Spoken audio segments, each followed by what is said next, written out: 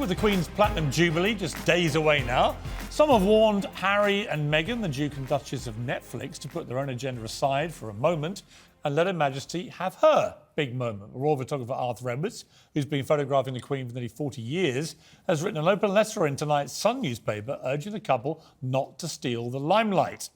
And last night, a new documentary showed previously unseen footage from the royal family's home videos, giving insight into why the Queen is, in my view, the greatest monarch in our history.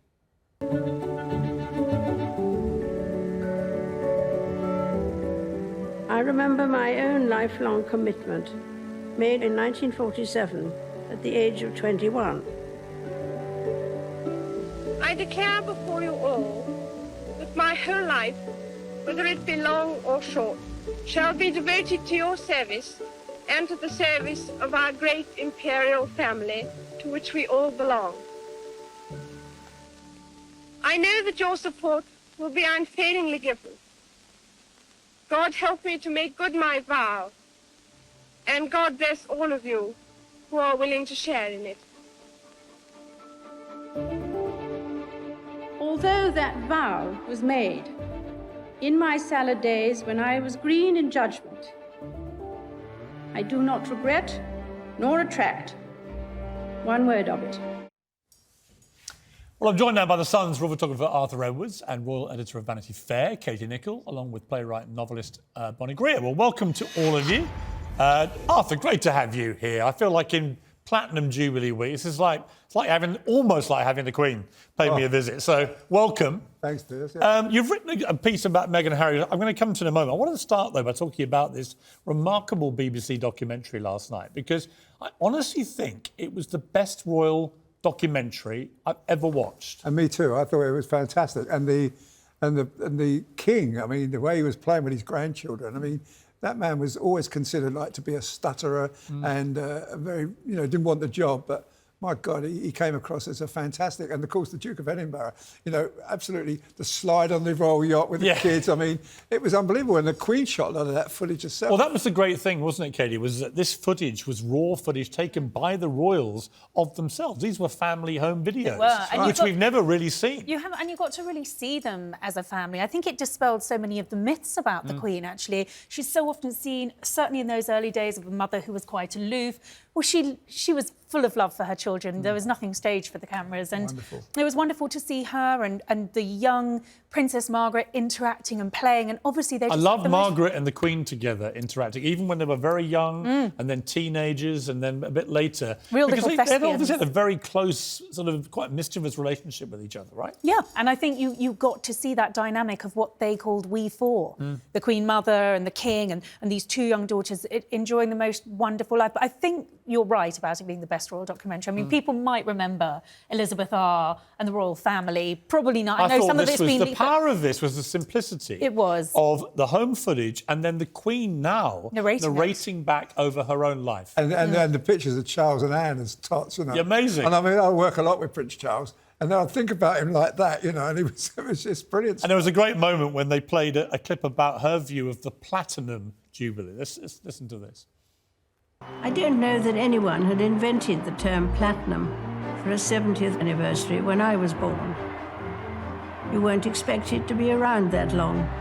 Typically dry. Now, Bonnie Greer, before we get into probably slightly more incendiary territory with the royals, let's talk about the Queen for a moment, because I don't really care whether you're pro-monarchy, anti-monarchy in the world. You cannot but have respect for this woman who for 70 years has been on the throne, barely put a foot wrong in that entire time, and does exemplify the very things she talked about when she was 21, duty and service. Well, believe it or not, and good evening, everybody. Believe it or not, my family was royalist. My mother certainly was. So I grew up with enormous respect for her. And if what you may not have noticed, no one said it, the Queen's changed her accent. She doesn't talk the way she did as a child. She's got less and she's posh. Changed it. I agree. Yeah, so exactly, that's my point. But my next point is that times have changed, and we need to change too, because she certainly has. Well, I think that's a very good point. And Arthur, I think the whole future of the monarchy, when the Queen, sadly, the day comes when she's eventually not with us, is going to be a very, very crucial one. Not just very difficult. Not just for Britain, but for the world, isn't it? It is indeed. And Prince Charles has got a tough job, in fact, to keep it online and going. And of course, you know, many of the countries where the Queen is head of state will pull out. You know, I mean, I think certainly Australia will, maybe New Zealand, perhaps Canada, but it's going to be a change. But the Prince of Wales will cope with that. He said when we left Barbados last year, when they gave up the Queen, he said, well, it's what they want, and that's fair enough. So there will be changes, but and the Prince of Wales is already thinking about that. What he's going I think he'll be a much better king than some people seem to think. I think so too. Yeah. He's a lovely man. And of course, he's tireless. And if you think very much, Piers, he's a visionary. You know, when he was 25 years ago talking about organic food and people were calling him crazy, and now every store you go into now has got organic food and complementary medicine, and everybody takes some sort of complementary medicine. And so, you know, he's a visionary, and I've followed him. And when I started doing this job, I didn't care less about what I was doing, just get pictures of anything. But slowly listening to him, the way he presented his speeches and the way he asked the people in Brazil and Malaysia not to rip up the rainforest and you know, the plastic in the sea, he fights for that. Yeah, he does, and he's been ahead of his time on a number of these things. Katie, we're going to see on the balcony on Thursday morning, the Trooping of the Colour, a streamlined royal lineup. You're not going to have Harry and Meghan or Andrew or the others who've been into dodgy territory in the last few years. You're going to have the main players. Yep. The Queen, and you have Charles and Camilla, and then you have Kate and William. And that's the line of succession there. But you don't forget, you're going to have the Duke of Kent, the Gloucesters, the Wessexes, Princess Anne, But it's really about the main event, isn't it? It is, but it's interesting, Piers, because when you think back to the Diamond, and you'll remember this as well, it was very much about the streamlined royal family. It was just the Queen, the Cambridges, Charles and Camilla. So I think this is very important to the Queen, that she is having an opportunity to thank those that she calls my substitutes, the people who've stood in. Well, the ones who've actually done the hard graft. They put the hours The ones in. the workers, if you count the number of duties, these are the ones who put the yards in. Two who won't be on the balcony but are coming in are Meghan and Harry. You've written a pretty robust and direct letter to them in tonight's Sun, in which you basically plead with them not to try and steal the limelight from the Queen. Yeah, because if they publish a picture when the Queen meets Lilibet, that will wipe everything else out. You know, that's what I'm thinking. You know, I was talking to the editor tonight and saying that picture will just scream in, and everything the Queen's trying to achieve with this, you know, doing her very best to make appearances, and it would just go to pieces. And I just hope she doesn't turn up with a photographer to do that and put it out. And I don't think the Queen would allow it anyway. How damaging have they been, those two, with their antics? I mean, I have a view that people know, but what do you think? Well, the Oprah Winfrey interview was the thing that turned me off them immediately, because some of the lies in that were told, some of the untruths and misleading statements, certainly about Archie's colour, Archie's skin, you know.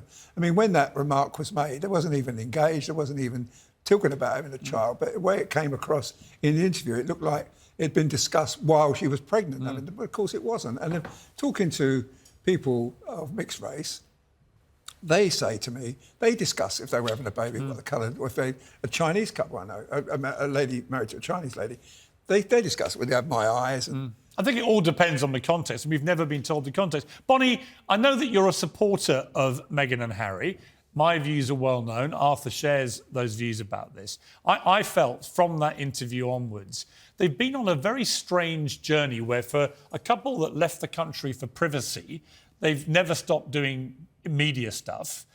For a couple who trash the monarchy and the institution, they keep using their royal titles to commercially benefit themselves to the tune of tens of millions of dollars. So I'm pretty cynical about what they've done. You think I'm wrong? Well, you know, no, you're not wrong to be, if you want to be cynical. But I think what we're forgetting here is that this family is probably one of the most resilient PR exercises of at least the 20th century. Remember, they pulled off one of the biggest brand coups of the 20th century by changing their name from a German name to the name of their residence.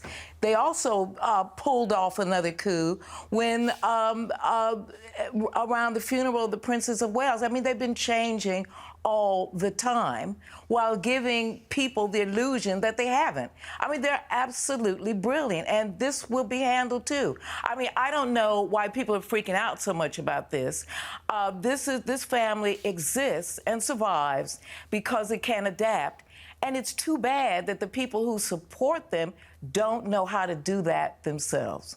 Yeah, I mean, I think, Arthur, if you go back over your time covering the royals, 4 decades, there have been a lot of big royal scandals. I mean, we feel like, because of social media, the Meghan and Harry antics and Prince Andrew and so on have been really big. But there have been, as we know from that documentary last night, the abdication of a king over a love affair. I know. Probably dwarfs any of this stuff. That's right. And they went on to live in America, but they never dumped on the royal family, not once. They never did, quite, did they? No, Oh, they never did. there were a fair few cashing ins of Well, they being might. their royal But we are affiliation. now There with were American... books I hate to say this with deals. Bonnie here, but, you know, we are with American women now 2 for 2. Yeah. Right? We've had 2 of them come here, Hang on, marry Piers, up... let me say something. Yes. No, they didn't come. They got married into the royal family, and it's true.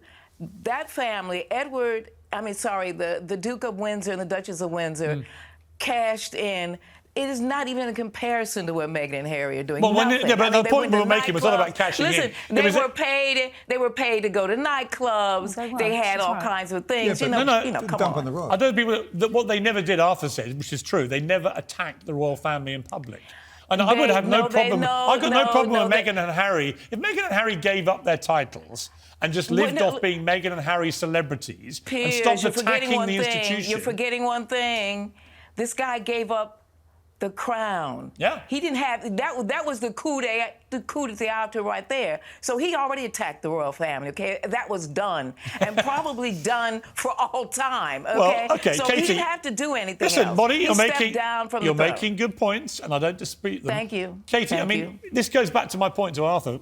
We have gone through, centuries of royal scandal. I mean, imagine if social media had been around with Henry VIII, right? Beheading his wives. I mean, it's all relative. It's all relative, but I think it's the way the Queen has weathered these storms. I mean, look at the death of Diana and the way that almost, saw the tide really nearly turn against the Queen. She reined that back in. I spoke to someone for my new book who said to me, and this excellent was so book, by the way, The Thank New you very Royals. much. Very good read. This was so important. He said to me, the Queen has the most remarkable capacity for forgiveness. And I think that's what you're going to see with the Sussexes. Can I She say wants this something? Jubilee Yes, to be Bonnie, about come her in. family. Bonnie, come in. I've met the Queen a couple of times, and I'll tell you one occasion I met her, which I thought was extraordinary. This was the reopening of Windsor Castle. Okay, this place that burned down. There were people in there smoking. Now, if that was my house, I would have said, hold it, cut it out. My place is already burned down. You people are lighting up cigarettes. That was when we were allowed, people were allowed to do that. She walks in, she walks around. You can't talk to her. You have to be taken over to her, and then she deigns to speak. Walking through people's smoke, everything, cool as a cucumber. Yeah. I wouldn't worry about her at all. I mean, She's nothing absolutely fine. flusters the Queen, certainly not in public. So. I don't think Arthur, so. I wanted to show you a picture. This is Stonehenge, which they lit up with 8 images beamed onto Stonehenge of the Queen through the years. I thought this was a wonderful idea, didn't you? Yeah, I did too. I've had a print made today, one of my favourite pictures of the Queen. I'm going to put up in the window of my house tonight. I'm so excited about it. Yeah. Everywhere, it's... What's your favourite memory of the Queen personally? Oh, personally, well, when she gave me my MBE, when she said, I can't believe I'm giving you this, she said as she gave it to me, and then she said, how long have you been coming down here to photograph me? I said, I was 20 years ago, I said, 27 years, ma'am. She said, oh, well, let's have our picture taken together. Oh, that was really lovely. Amazing. Yeah. And that really was moving. I've never forgotten that. And funny, as I walked away, Prince Andrew came up to me. He said, oh, what did you get? I said, MBE. He said, what does that stand for? I said, much bigger expenses. Arthur, it's a privilege to have you. You're one of the all-time great royal photographers, and you still do it. And I won't ask you how old you are, but I know, and it's amazing, the energy and drive you still have for your craft. And thank God you do. Yeah. Well, it's a nice job and nice people. I work with lovely people, so... Royal tours are always the most fun with Arthur. Of course. He makes them brilliant. Everything's more fun with Arthur. Katie, thank you very much. The new Royals is out now. Queen Elizabeth's Legacy. In November. Future of the Crown. In November, I'm sorry. It's coming out. You got it first. In November. First early copy. OK, cool. And Bonnie Greer, thank you very much indeed. That was quite civilised for us, I thought. No comment from Bonnie. She's not agreeing or otherwise. I didn't know. No, no. It was civilized because at the end of the day, they're going to come anyway. So that's that. I mean, that's that. And it'll all be over. Bonnie, great to see you. Come back soon. Thank you, Piers. Thank you. Take care of yourself.